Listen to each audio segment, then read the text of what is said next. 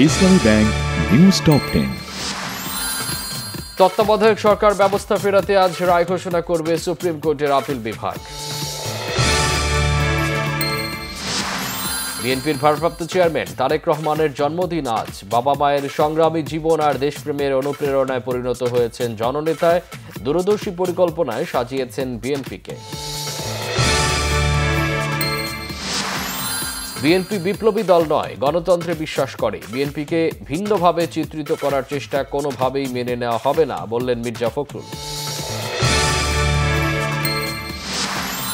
ইসির জনবল থেকে রিটার্নিং অফিসার নিয়োগের দাবি বিএনপির। প্রতি ভোট কেন্দ্রে সেনা উপস্থিতি চায় জামাত। গণভোটে সুনির্দিষ্ট নীতিমালা দাবি এনসিপি। শান্তিপূর্ণ, উৎসবমুখর ও আনন্দমুখর পরিবেশে নির্বাচন হবে, বলেছেন প্রধান উপদেষ্টা ডক্টর মোহাম্মদ ইউনূস। কমান্ড কলেজের সনদ বিতরণ। ভারতের জাতীয় নিরাপত্তা উপদেষ্টা অজিত দোভালের সাথে বৈঠক করেছেন বাংলাদেশের জাতীয় নিরাপত্তা উপদেষ্টা ডক্টর খলিলুর রহমান। ঢাকা সফরের আমন্ত্রণ। নিরবিচ্ছিন্ন গ্যাস বিদ্যুতের অভাবে রপ্তানি কমার পাশাপাশি বিশ্ববাজারেও প্রতিযোগিতা সক্ষমতা হারাচ্ছে বাংলাদেশ। বিজিএমইএ সভাপতির তথ্য। সামনে বিদ্যুৎ নিয়ে অন্ধকার দেখছেন বিশেষজ্ঞরা।